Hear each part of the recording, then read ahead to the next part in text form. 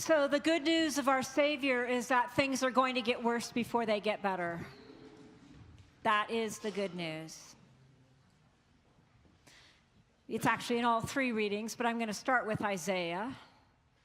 So we have this amazing vision from the prophet Isaiah. This is near the beginning of the book of Isaiah, only in chapter 6. And he is in a temple like this, and he sees God taking up the whole temple on a throne and seraphs. And he is awed and amazed that he's in the presence of God. But he's also, like Simon Peter, terrified because he thinks, don't ask me to do anything because I am a man of unclean lips among a people of unclean lips. What he means is that the people of Israel and Isaiah were being accused by God of paying too much attention to the fanciness of worship and not enough to doing what that worship was calling them to do out in the world. Isaiah is full of that. I don't want your sacrifices. I don't want your worship. I want you to be taking care of the things I told you to take care of. And they weren't. They were giving lip service to their worship of God, and so they were people of unclean lips. And then God says, but I need some help. Who shall I send? And he says, here am I. Send me. Now, I had asked Pastor Amy to stop the reading at that point because the next part, verses 9 through 13, were optional, and I didn't want to deal with them. And then I read a commentary on Tuesday morning that said preachers should not shy away from these last verses. So I called Pastor Amy and said, put them back in. We don't like the verses. It says, yes, you will go and you will speak to people and their eyes will not see and their ears will not hear and they will be stubborn and they will not do it and the world will be burnt to the ground and all that will be left is a stump. See what I mean about the good news is it's going to get worse before it gets better? Let me give you an easy version of how to listen to those verses. He's saying, and this is, by the way, Isaiah's kind of memoir of the experience of preaching to these people. You can say it, you can say it, you can say it. They won't pay attention. Let's say, whatever. They won't listen. They won't see. They will destroy the earth. They will do injustice, and there's nothing you can do about it, but I want you to keep doing it anyway. It's exhausting, isn't it? It's exhausting. It's spiritual battle. It reminds me of my puppy, of course. You're going to hear about her, I'm sure, every Sunday now. And she likes power cords. Power cords plugged into the wall, power cords. And we're not supposed to run around going, no, no, no, no, no, stop, stop, stop, stop, stop. So you're supposed to distract her. So I'm running around going, wee, wee, wee. Get her power cord, no power cord, no power cord. Get the power cords away. No matter how many times I say it for the next 6 months, that dog is going to want to electrocute herself with power cords. And there's not a lot I can do because she's not going to listen. She's got something else going on in her mind. Get that thing, get that stringy little thing and rip it to pieces, right? I'm starting with light material for you to get you used to the idea of what we're talking about. No matter what, it's going downhill. No matter what, that's where we are. Spiritual battle is exhausting. And the thing about spiritual battle is when you think you don't have any more is when God comes a-calling. I'll give you another illustration. I was running my first marathon in 2007. It's the California International Marathon in Sacramento. And I had taken a class at my college, American River College, from the PE department on marathon running. So I trained with a whole group of people, and our coaches were out on the course. And there was one who said she was going to be running around the intersection around mile 22 to kind of see how we were doing and to talk us through that part. They had coached us on hitting the wall at around mile 19, when your body and your mind just say, stop it, this is ridiculous, what are you doing?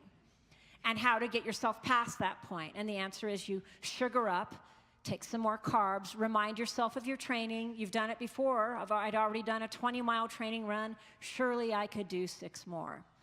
Well, I hit the wall at mile 17, and I thought, well, that's not fair. Now I've got 2 more miles, because what I thought was, what's 26 minus 17? Oh my, I have 9 more miles to go. And what made it worse is I was running with a guy, maybe my age, maybe a little younger. And when I say running, I mean like, you know, if you call this even running. I didn't want to lift my knees anymore. And then a guy who was at least 20 years older than us goes, "Hey, how you doing?" And I was furious. I'm like, if an old guy can run better than me at mile, what am I going to do? I'm at mile 17. I had it. Well, I struggled. At around mile 21, I said, let me try walking, because, you know, that's got to be easier, but it hurt just as much to walk. And when I say hurt, I mean just tired, super tired, like I didn't want to do it anymore. So at mile 22, I find my coach, and she's literally running in circles around the intersection looking for people. And she sees me, and she goes, "Hey, Janine." And she said, "How are you doing?" I said, "Terrible. I hurt all over. I can't run anymore." And she looks at me, and she says, "Well, have you sugared up?" And I you know, like, yeah, 6 miles ago, which wasn't recent. So I said, yeah, but I hadn't really, and I knew that. And she said, "Well, your form looks good. Run faster." She actually said, "Run faster." So I run faster, going, ow, ow, ow, ow, ow. But see, I was saying ow, ow, ow when I was going slowly. And I was saying ow, ow, ow when I was running. So I thought, she's right. Like, the pain's over faster, right?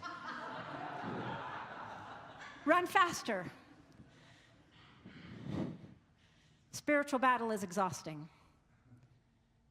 There's a Ignatian exercise by St. Ignatius of Loyola, the famous man who started the Jesuits or the Society of Jesus. And it's called the exercise of the two standards, meaning the flags that you carry into battle, those are called standards. And there's the standard of Christ on this side, the army of Christ. And then there's the standard of the world,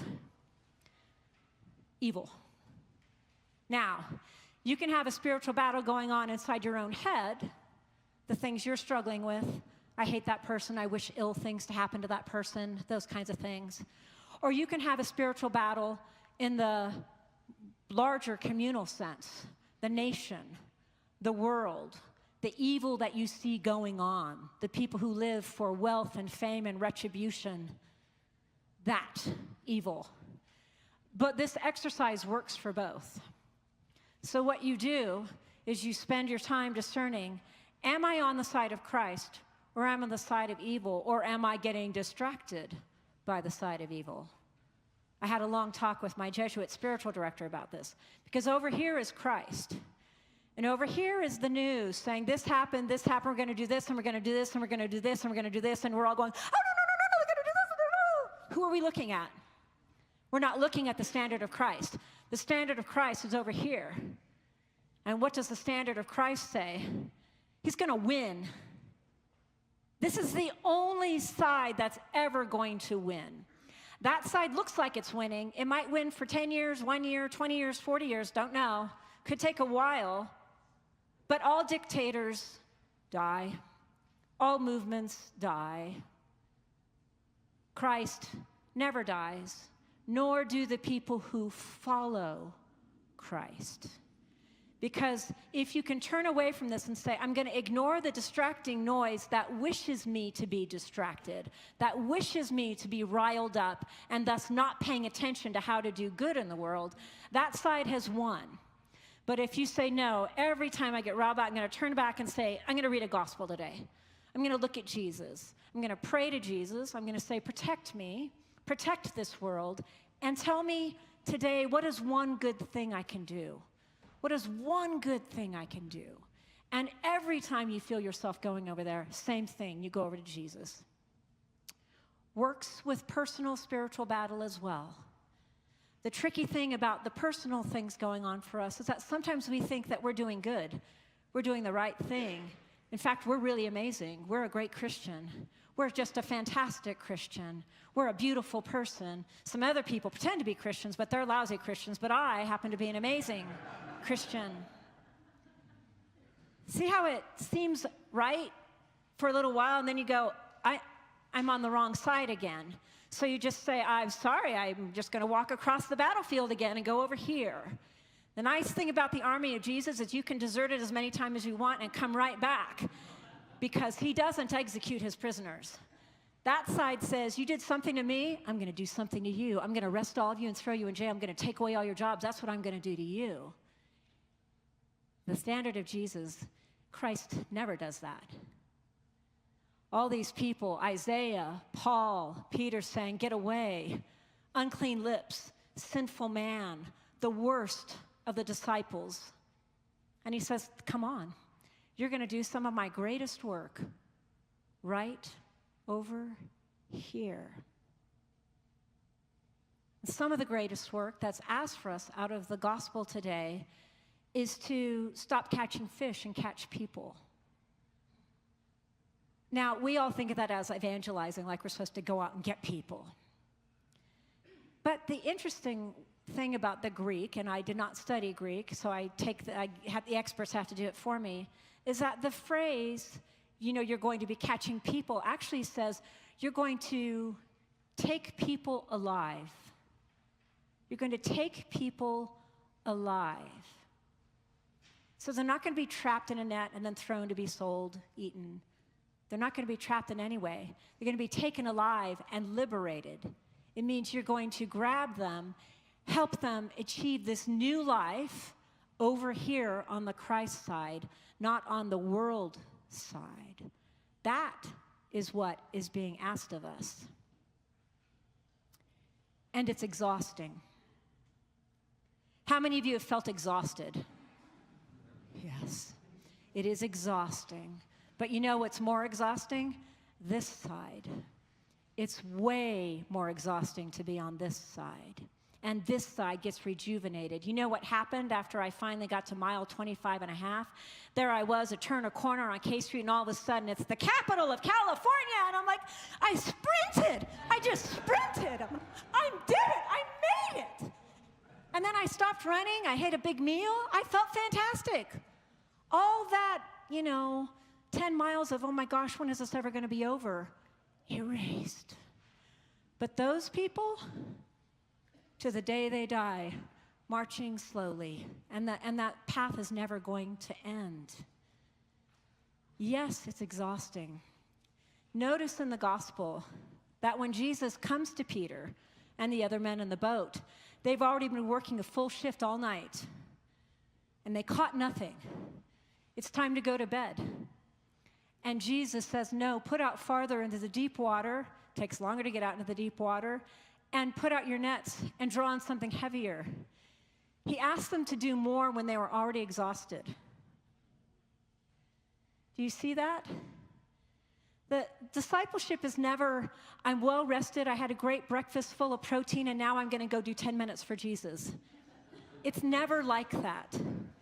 It can be exhausting, but it's a good exhaustion. It's the kind of exhaustion when you say, I don't think I can go any farther, and you turn to Jesus and you say, what do you want me to do? And listen to him. He'll say, run faster. Amen.